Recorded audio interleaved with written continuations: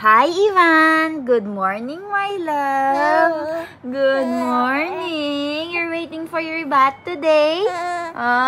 Saki naman si Nayaya, Ju!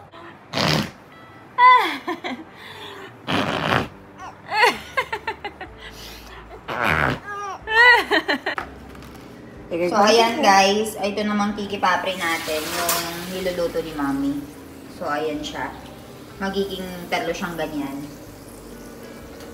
And kailangan mo nga siya maging kulay, kailangan maging kulay red siya. Tingnan nyo guys kung paano. Yung problema, nagdidikit-dikit kasi, oh. Tapos si Papa naman dito yung naglalagay ng chili powder. Anchar marchu. So, meron niyang black salt with chili powder.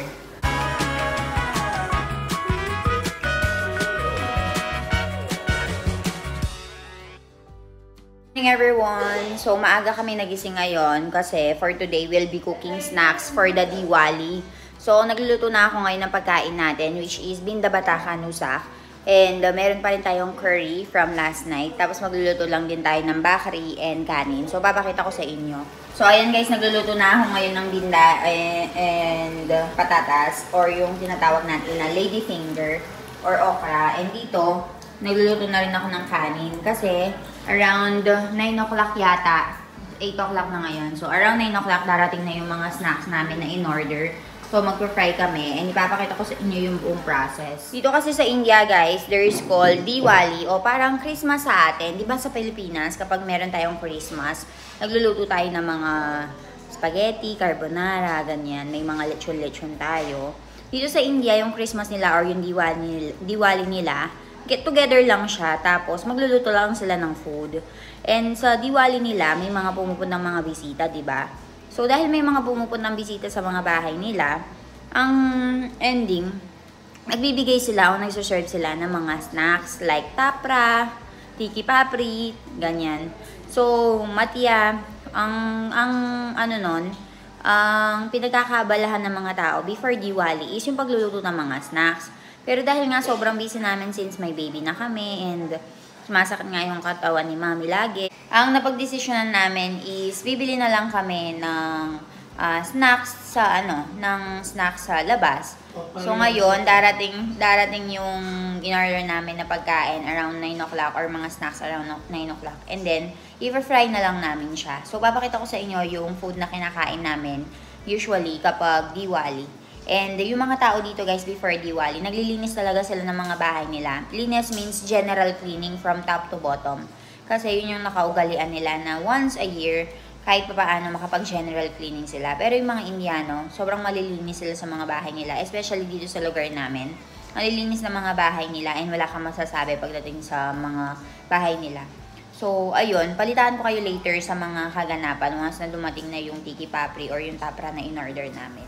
Guys, currently gumagawa tayo ng bakri natin. Gumagawa na tayo ng bakri natin for today, guys.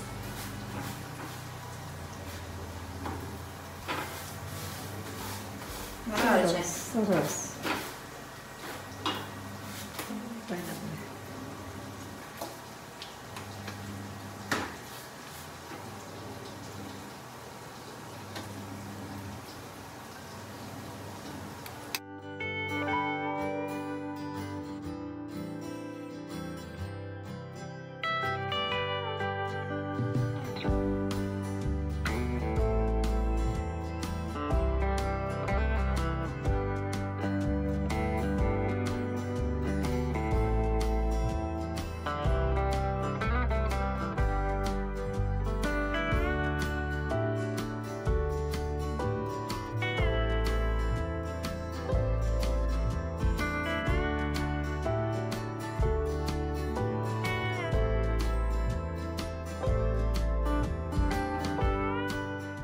So, ayan, okay na yung pagkain natin for today. Meron tayo ditong bakri, meron tayo ditong bindabata kansak, meron tayong rice, and lilinisin ko na itong likuran, ditong kitchen natin. So, isisan tayo yan. Ang tawag doon, lilinisin natin yan ng buo.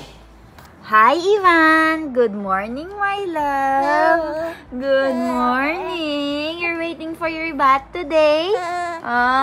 Sakinamasi na Yayaju. Sakinamasi did not arrive yet. What we will do?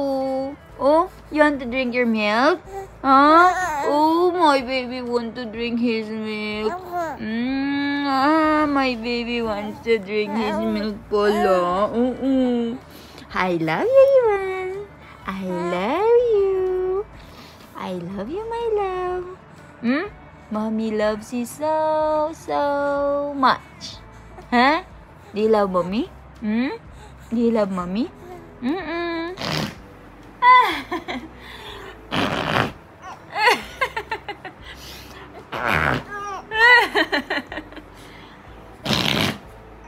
So, ayan guys, dumating na si na mommy and they're currently bringing, ayan, meron tayong tiki papri dito, meron tayong tapra, and, ayan, ang dami. Ang dami nating binili. I think it's 5 kilos and 7 kilos. So, ngayon, itong mga tiki papri, hahatiin natin sila dito sa may gitna. Itong tapra, direct na natin sila na ipa-fry. So, ganyan. Ganyan yung setup natin for today. And dumating yung tiki papri and tapra natin ng 10:25. Kinuha ni na mommy dun sa may Rajputla. So, ayun. Magiging busy ako ngayon, guys. Palitaan ko kayo later. So, kapag binili mo kasi to guys, naka-plastic sila ganito. So, bawat, para hindi magdikit-dikit. Ayan, nakikita nyo. Naka-plastic sila. So, ang gagawin mo guys is kuhanin mo lang isa-isa. Tapos, alisin mo lang yung mga plastic. And meron tayong dolce dito na tinatawag para hindi tayo masyadong mahirapan. So, ayan, ganyan siya. Ganyan yung process na gagawin natin. Pero matagal lang siya since maraming mga gagamitin natin. So, ayun guys, gawin ko lang to. Balitaan ko kayo later sa mga kaganapan dito.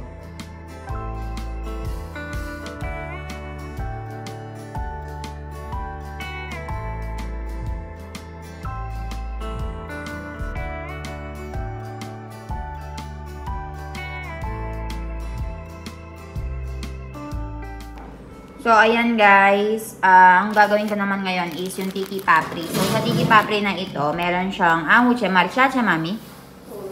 So, ayan, meron tayo ditong marcha. So, hahatiin ko siya into 3. Ayan, hahatiin ko ng 3 ganyan.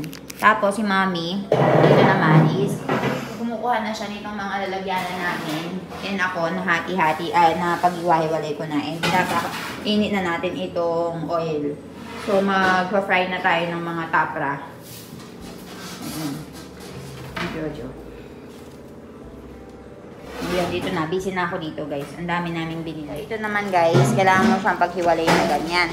Tapos, pag nahiwalay na, kailangan mo siyang hatiin into 3. Ayan. 1, 2, 3. Dalawa daw. Ayan. Kuha tayo ng 2, tapos pagpatugin natin. Ayan.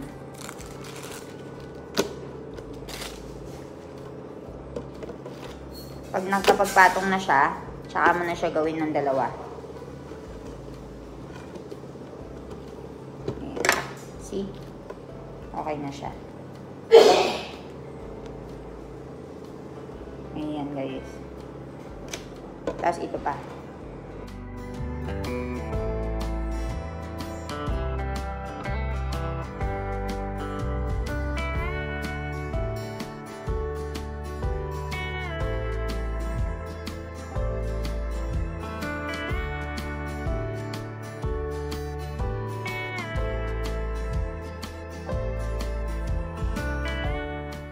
Ilan, what are you doing now? So, we are currently making the tiki papri, guys. So, what I'm doing is, inaano ko yung mga bilog-bilog. Gumagawa ko ng guhit. So, 3 guhit siya. And kapag hindi siya masyadong nahati, ipag-a-adjust ko. So, ganyan, guys. So, ilalagay ko dito ng hiwa-hiwalay para pag i-fry, hindi siya magdidikit-dikit. So, ayan, meron siyang plastic na ganito. Tapos, itinatapon lang natin yung plastic dun sa may dustbin. And then, at saka na tayo maggagawa ng tiki papri. So, ayan. Like this. And right over there, busy si mommy and papa sa pag-fry ng mga tapra. Show them. We have all this to fill.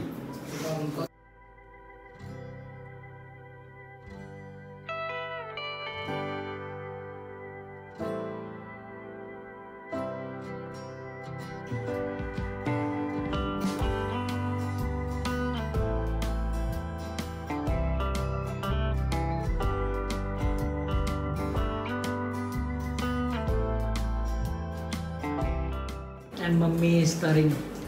Stirring. Mummy is frying.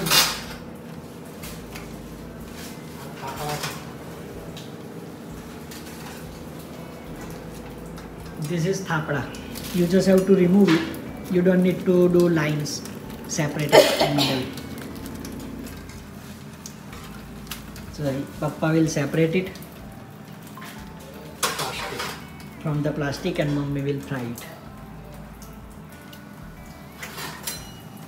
Yan. Bubbles. Until it become little red.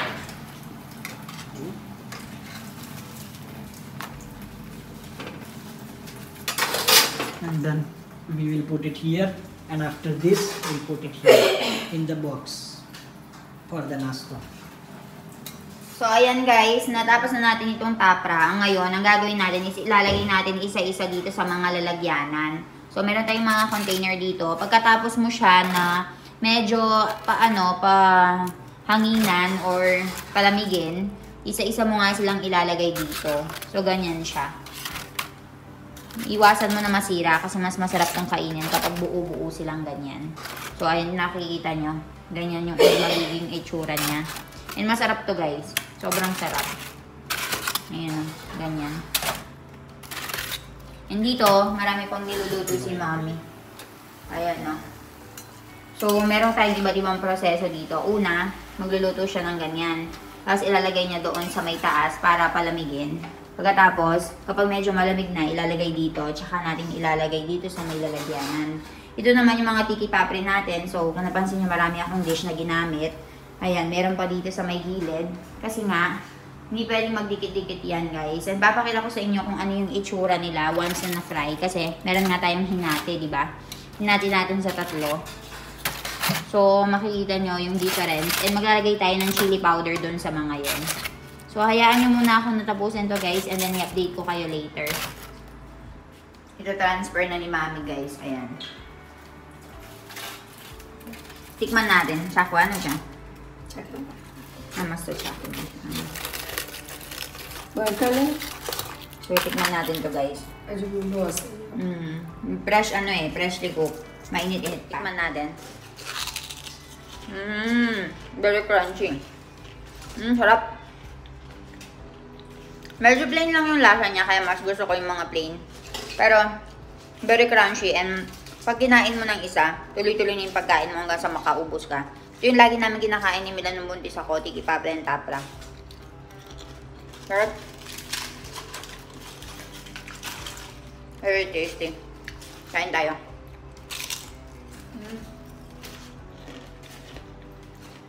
Maka lang kainin. Kasi tumatalag yung mga particles, yung mga parts niya. Dito naman si Mami gumagawa siya ng masala. So ba na siya, Mami, tame? Anchar marchu. So ito naman yung ibubudbud natin sa mga tiki papri. So ayan, meron silang binigay na marchu or chili powder na dun sa may packets. Pero dinagdagan pa ni Mami. Fuka siya? So ayan guys, ito namang tiki papri natin, yung niluluto ni Mami. So ayan siya. Magiging 3 siyang ganyan. And kailangan mo nga siya maging kulay kailangan maging kulay red siya. Tingnan nyo guys kung paano. Yung problema ay nagdidikit-dikit kasi Mabilis dapat. And dapat yung apoy mo dapat yung apoy mo malakas.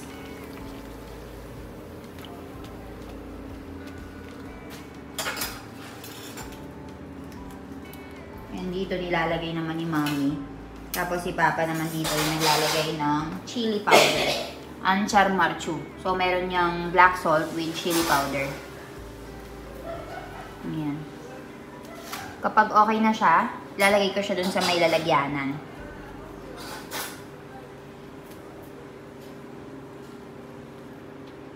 Ayan.